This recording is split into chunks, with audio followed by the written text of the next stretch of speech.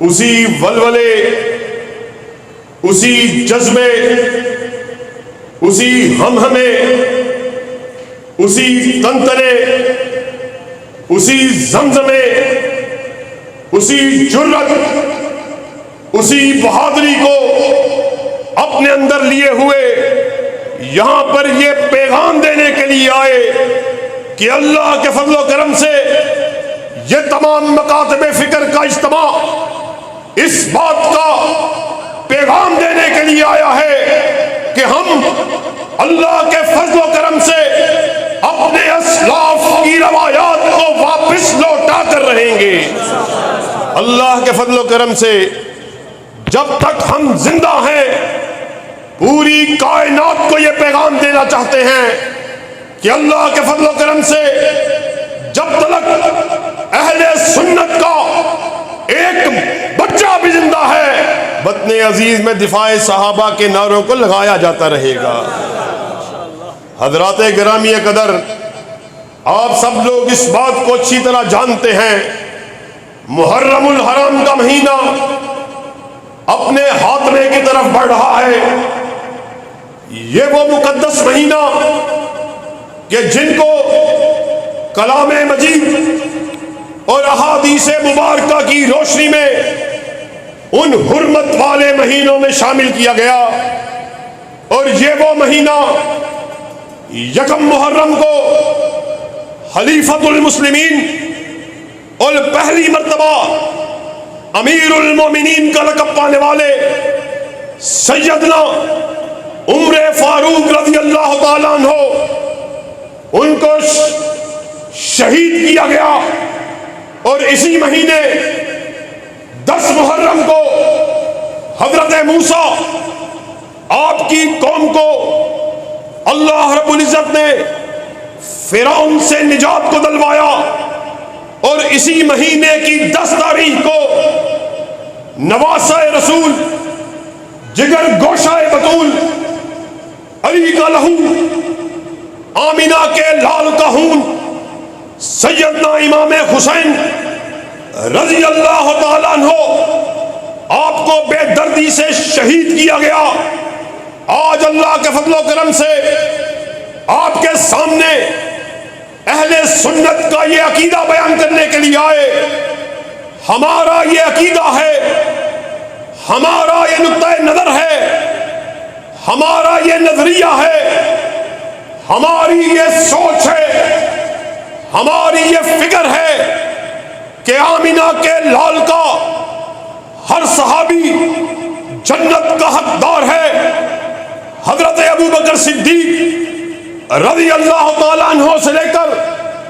آپ کے آخری صحابی تک ہر صحابی آپ کی حدیث کے مطابق جنت میں جانے والا ہے۔ اللہ کے فضل و کرم سے تمام مکاتب فکر کے نوجوان، تمام مکاتب فکر کی مائیں، ہماری بہنیں، ہماری بیٹیاں، ہمارے بوڑھے، ہمارے نوجوان اس بات کا اعلان کرنے والے ایک ایک صحابی جنتی جو اصحاب رسول کے ایمان میں شک کرتا ہے، ہم اس کے ایمان کو ماننا تو بڑی دور کی بات، اس کے مسلمان ہونے میں شک تو کرتے ہیں۔ اگر اصحاب رسول مسلمان نہیں، ایمان والے نہیں، تو اللہ کی قسم ہے آسمان کے نیچے آج تک کوئی مسلمان پیدا ہی نہیں ہوا ہے۔ حضرات گرامی قدر، جہاں پر ہم اس بات کو بیان کرنا، اصحاب رسول کی منقبت کو، ان کی رفت کو، ان کی بڑائی کو بیان کرنا اپنا فریضہ سمجھتے ہیں، ویسے ہی بالعموم سارا سال اور خاص طور پر اس مقدس محرم الحرام کے مہینے میں چند لوگ اصحاب رسول کی شان میں تنقیص کو کرنا، اس کے اوپر تبرع کو کرنا، ان کی اہانت کرنا، ان کی شان کو گھٹانا، تبرع کرنا، ان پر کیچڑ کو اچھالنا اپنا فریضہ سمجھتے ہیں۔ اللہ کی قسم ہے ہم یہاں پر اس بات کا پیغام دینے کے لیے آئے، لوگوں سن لو، حق نواز جنگوی کے بیٹے ابھی زندہ ہیں، ضیاء الرحمن فروقی کے بیٹے ابھی زندہ ہیں، اعظم طارق کے بیٹے ابھی زندہ ہیں، مولانا حق نواز جنگوی کے بیٹے ابھی زندہ ہیں، علی شیر حیدری کے بیٹے ابھی زندہ ہیں، سید شبیر حافظ آبادی کے بیٹے ابھی زندہ ہیں، عبد الوحید ربانی کے بچے ابھی زندہ ہیں، احسان الہی ظہیر کے روحانی اور جسمانی بیٹے ابھی زندہ ہیں۔ اس بات کا پیغام دینے کے لیے آئے جب تک ہم زندہ ہیں شان صحابہ میں تنقیص کو کرنے نہیں دیا جائے گا۔ تکبیر، عظمت صحابہ، مقام صحابہ، ہم ان اسلاف کے ورثاء، للکار علامہ، جلکار علامہ، للکار علامہ، اولاد علامہ، ہم ان اسلاف کے ورثاء کہ جنہوں نے خالی نعروں کو نہیں لگایا، دعووں کو نہیں کیا، تحریر کو نہیں لکھا، تقریر کو نہیں کیا، بلکہ عملی طور پر دفاع صحابہ کا حق ادا کیا کہ جب وہ اس دنیا سے رخصت ہو رہے تھے ان کی لحد سے یہ صدا آ رہی تھی، جس دھڑ سے کوئی مقتل میں گیا وہ شان سلامت رہتی ہے۔ یہ جان تو آنی جانی ہے، اس جان کی کوئی بات نہیں۔ ساتھیو، یہ کیا مذاق ہے؟ تم ان جلیل القدر اصحاب ان کی شان میں تنقیص کو کرتے ہو، اور تمہیں کیا معلوم ہو ابو بکر کون ہے رضی اللہ تعالیٰ عنہ؟ وہ ابو بکر کہ جس کے بارے میں آمینہ کے لال نے کہا تھا، ابو بکر میں نے ہر ایک کے احسانات کا بدلہ چکا دیا، جب تیرے احسانات کی باری آئی تو آپ نے کہا آپ کی جو احسانات ہے وہ اللہ رب العزت کے ذمے ہے۔ آپ ان کی شان میں تنقیص کو کرتے ہو کہ جن کی شان میں اللہ رب العزت نے آیات کو آسمان سے اتارا، قرآن کا حصہ بنا دیا۔ ثانی اثنین اذ ہما بالغار اذ یقول لصاحبہ لا تحزن ان اللہ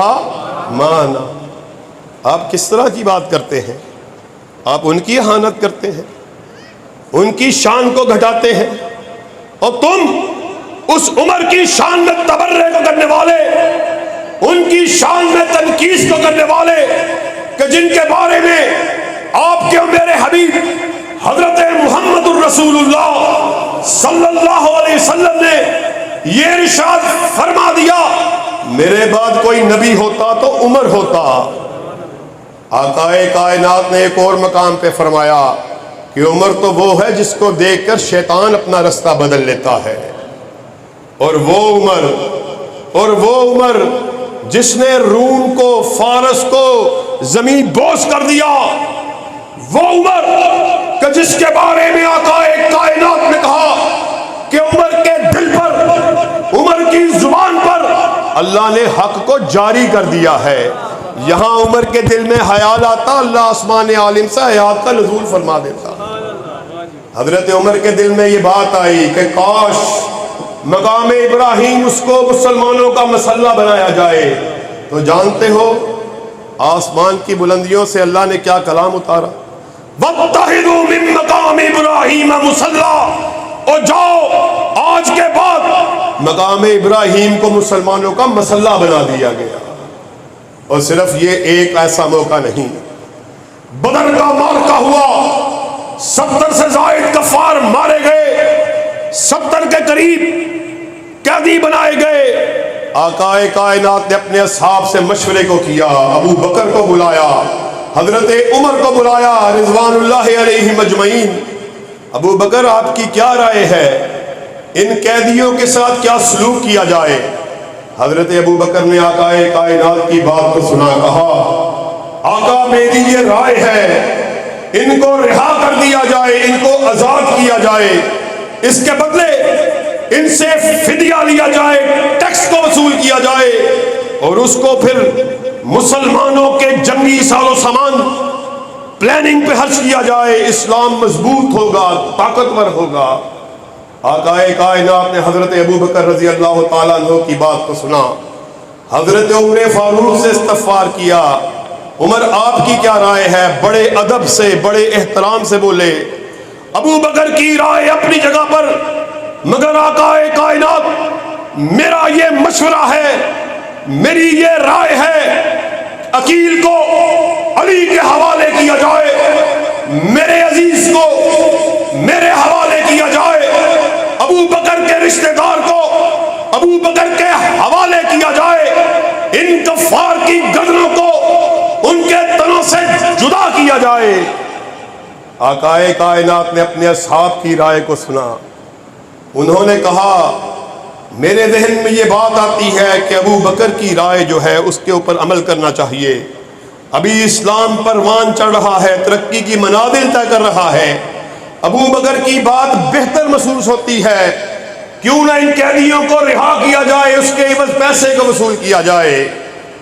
یہ معاملہ ختم ہوا، حضرت عمر فاروق اپنے گھر تشریف لے گئے، اگلے دن صحن مسجد میں آئے، کیا دیکھا؟ آقا کائنات آپ کی آنکھوں سے بھی آنسو جاری ہیں، ابو بکر صدیق رضی اللہ تعالیٰ عنہ آپ کی آنکھوں سے بھی آنسو جاری ہیں۔ استفسار کیا، پریشان ہوئے، کہا مجھے بتلائیے آپ کیوں رو رہے، تاکہ عمر بھی آپ کے ساتھ رونے والوں میں شامل ہو۔ آقا کائنات نے کہا عمر تجھے کیا بتلائیں، تیری رائے کو اللہ نے آسمان کی بلندیوں سے نازل کر دیا کہ نبی آپ کے شایان شان یہ بات ہے کفار کی گردنوں کو ان کے تنوں سے جدا کر دیا جائے، حتیٰ یسفن فی الارض، یہاں تلک کہ ان کی جانوں کو، ان کی گردنوں کو، خون کو زمین پر بہایا جائے، زمین پر بہایا جائے۔ تم ان کی شان میں تبرے کو کرتے ہو، تم ان کی شان کو گھٹاتے ہو۔ اللہ کی قسم ہے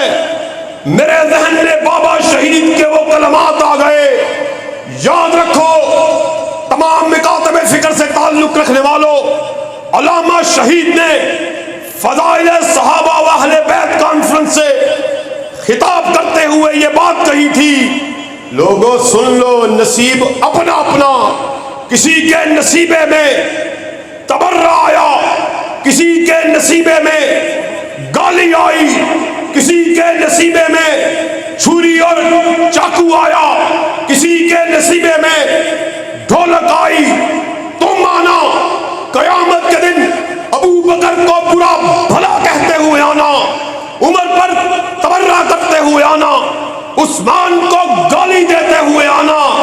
امیر معاویہ پر گندگی کو اچھالتے آنا، او ہم آئیں گے ابو بکر کی صداقت کو بیان کرتے ہوئے آئیں گے، عمر کی عدالت کا تذکرہ کرتے ہوئے آئیں گے۔ نعرہ تکبیر، عظمت صحابہ،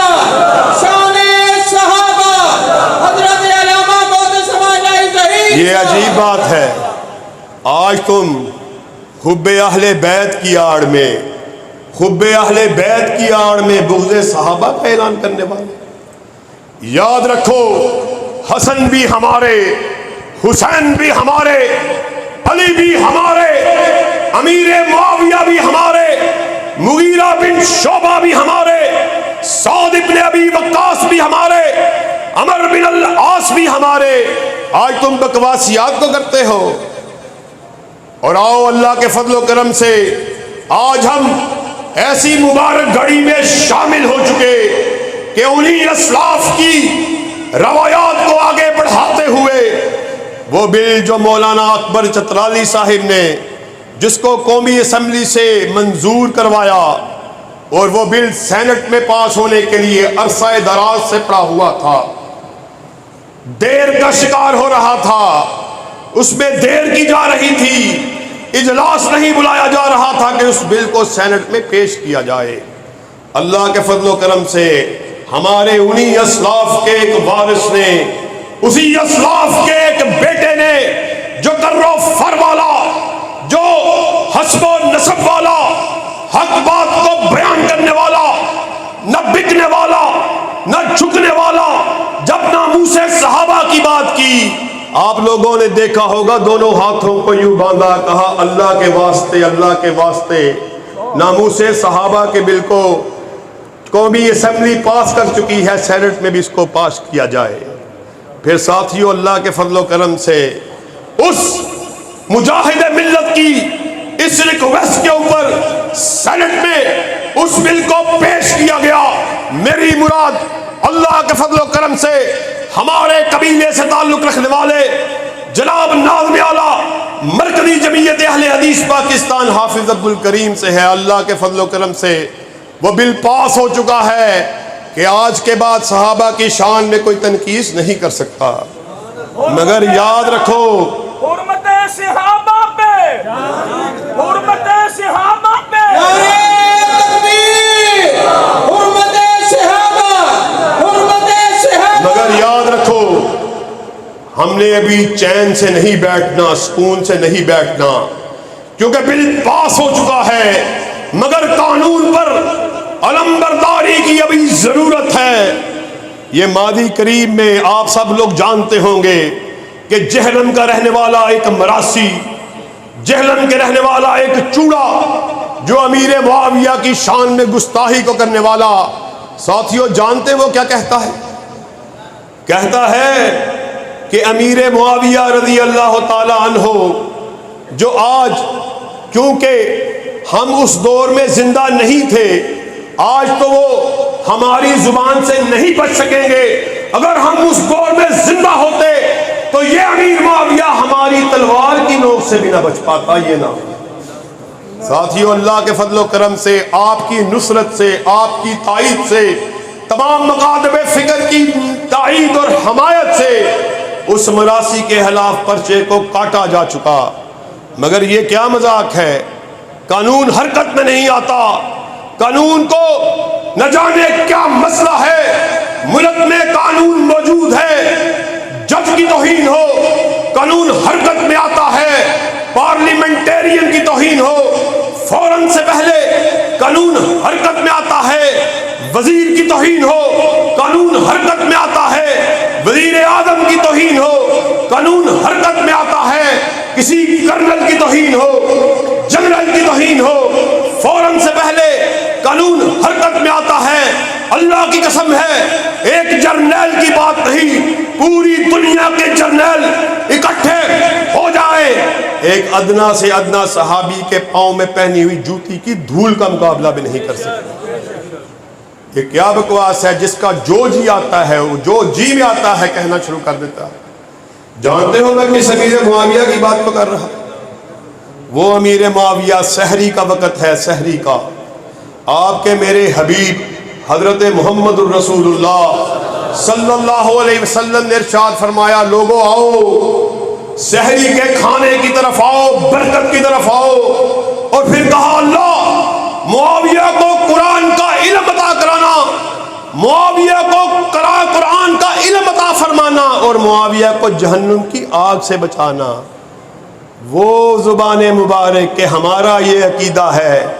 تمام اہل سنت کا یہ عقیدہ ہے، ما ینطق عن الہوی ان ہوا الا وحی یوحی، ناطق وحی